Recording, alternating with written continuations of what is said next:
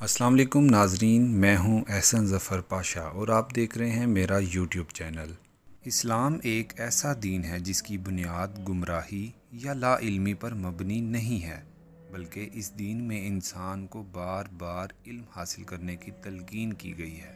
اسلامی نقطہ نظر سے علم حاصل کرنے کی اہمیت ہمیں اس بات سے معلوم ہوتی ہے کہ اللہ کی طرف سے پہلی وحی جو نازل ہوئی تھی اس میں بھی پڑھنے کا حکم دیا گیا تھا۔ اس طرح حضور صلی اللہ علیہ وآلہ وسلم کا ارشاد گرامی ہے کہ علم حاصل کرنا ہر مسلمان مرد اور عورت پر فرض ہے۔ یہی وجہ تھی کہ پہلے مسلمانوں میں علم حاصل کرنے کا بہت زیادہ شوق و ذوق تھا۔ مساجد پڑھنے اور پڑھانے کے مراکز تھے۔ عالم عرب پر اسلامی غلبے کے بعد بہت صدیوں تک مسجدوں میں دینی اور دنیاوی تعلیم سے لوگوں کو آراستہ کیا جاتا تھا۔ پوری دنیا میں اب اس بات کی تصدیق کی جاتی ہے کہ علم حاصل کرنے کے لیے اس کا پرچار کرنے میں اور اس کی ترقی میں اسلام کا بہت بڑا رول ہے۔ ہجری دور کی پہلی 5 صدیوں کو اسلامی عظمت اور اسلامی شان کا سنہری دور کہا جاتا ہے۔ یہ وہ دور تھا جب مسلمانوں نے سوچ سمجھ کر دنیا میں عروج کا مقام حاصل کیا تھا۔ مسلمانوں نے علم کی دنیا میں بہت ترقی حاصل کی تھی۔ اس دور میں مسلمانوں کے اندر علم حاصل کرنے کی ایک ایسی تشنگی تھی جو شاید ہی کسی تاریخ میں کسی اور قوم میں پائی گئی ہو۔ مسلمان علم کے مختلف میدانوں میں دنیا کی رہنمائی کرتے تھے۔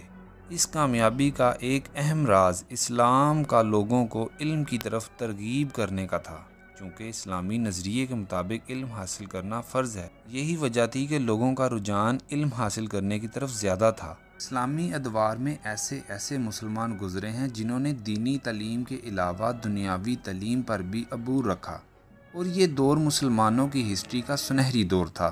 سائنس، طب، جغرافیائی، معاشی، معاشرتی ایسا فن دنیا میں کسی کے پاس نہ تھا۔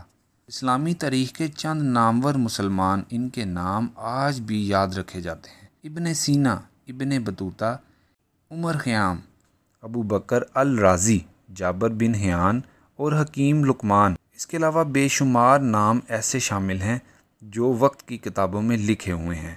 انہوں نے ہر شعبے میں برتری حاصل کی اور مؤثر طریقے سے علم کا استعمال کر کے اس سے بہت فائدہ اٹھایا۔ ہر عروج کو زوال ہے، اور پھر وہ دور چل پڑا کہ مغربی فرنگیوں کی چالیں کام آنے لگیں۔ انہوں نے مغربی اور اسلامی تعلیم کو الگ کرنا شروع کر دیا، اور اس میں سب سے اہم کردار ہمارے عیاش پسند مسلم بادشاہوں نے کیا، اور خاص طور پر بر صغیر سے فرنگیوں نے علم اور تدریس کی تمام کتابیں اور فنون چرا کر اپنے ملک لے گئے اور ان پر مہارت حاصل کی، اور اس کے بعد اس کو مغربی تعلیم کا حصہ بنا لیا۔ اس مغربی تعلیم کو جدید سائنسی علم کا نام دے دیا۔ مغرب کے بعد مسلم ممالک میں بھی انگریز مغربی تعلیم کو فروغ دینے لگے، جس میں اسلامی تعلیم نہ ہونے کے برابر تھی۔ اس دور میں سوچ پر مبنی کئی تضادات بننے لگے۔ علماء کرام اسلامی تعلیم کے حق میں اور مغربی سوچ والے جدید تعلیم کو سپورٹ کرنے لگے۔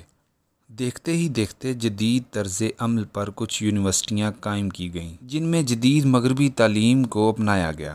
دوسری طرف اسلام کی تعلیم پر کوئی خاص توجہ نہ دی گئی۔ وقت کے ساتھ ساتھ اسلامی قائدین نے کئی اسلامی ادارے قائم کیے جن کا مقصد مسلم نوجوانوں کو خالص اسلامی نقطہ نظر سے اسلامی تعلیمات سے آراستہ کرنا تھا۔ نظریاتی طور پر یہ ادارے مغربی تعلیم کے مخالفین تھے، لہٰذا ان دینی مدارس نے نہ ہی مسلم نوجوانوں کو جدید تعلیم سے آراستہ کرایا، نہ ہی جدید مغربی تعلیم حاصل کرنے کا رواج قائم کیا۔ اس تحریک کے پیشواؤں کے خیال میں اسلامی روایات والا مستقبل قائم کرنا تھا، لہٰذا وہ ایسا ماحول پیدا نہیں کرنا چاہتے تھے جہاں جدید تعلیم کی حوصلہ افزائی ہو سکے۔ نتیجتاً روایتی اسلامی مدرسوں اور جدید آزاد خیال یونیورسٹیوں نے 2 الگ الگ قسم کے اسکالر اور عالم پیدا کیے۔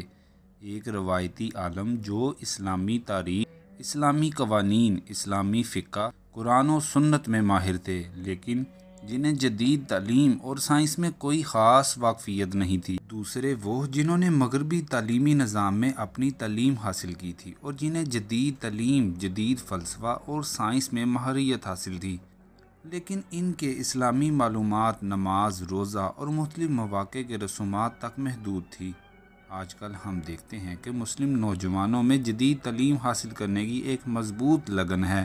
ہر سمت لوگ جدید مغربی تعلیم حاصل کرنے کے لیے دوڑ رہے ہیں، لیکن وقت کی اہم ضرورت یہ ہے کہ ہم اسلامی تعلیم کو سیکولر نظام میں پیش کریں اور اسلامی نظام کو جدید تعلیم سے متعارف کروائیں۔ اپنے بچوں کو پڑھائی کی ابتدائی اور سیکنڈری مرحلے میں مشنری اسکولوں میں اندراج کروانا مسلمانوں کی ایک بڑی غفلت ہے۔ یہ فرض کیا جاتا ہے کہ وہاں ان کا مستقبل تابناک اور روشن کیا جائے گا، لیکن ہم شاید اس بات سے بے خبر ہیں کہ وہاں پر ان کا نظریہ کس طرح تبدیل کیا جا رہا ہے۔ اور اس بات میں کوئی دو رائے نہیں ہے کہ ایک مسلم نوجوان کو تعلیم کے ہر میدان میں ماہریت ہونی چاہیے، لیکن یہ بھی ضروری ہے کہ وہ اپنے خاص مضامین کے ساتھ ساتھ اسلام کے بنیادی اصولوں، عقیدوں اور اسلامی تاریخ کی بھی واقفیت ہونی چاہیے۔ ہر مسلم نوجوان کے دماغ میں یہ بات ذہن نشین کر دینی چاہیے کہ اسلام ایک جامع دین ہے، اس میں ہر انسانی مسئلے کا حل موجود ہے۔ ہر مسلم نوجوان کے ذہن میں اسلامی تصور کا ہونا ضروری ہے تاکہ وہ خود کو اور دوسرے لوگوں کو غیر اسلامی نظریات سے بچا سکے۔ ہر مسلم نوجوان کے لیے اپنے دین، اخلاقیات، اسلامی تاریخ اور اسلامی تہذیب کے واقفیت ہونا انتہائی ضروری ہے۔ اس بارے میں سبھی والدین کل قیامت کے روز اللہ تعالیٰ کے سامنے جواب دہ ہوں گے، لہٰذا سبھی اسلامی والدین کا یہ فرض ہے کہ وہ اپنے بچوں کو ابتدائی مراحل میں اسلامی تعلیم سے آراستہ کریں۔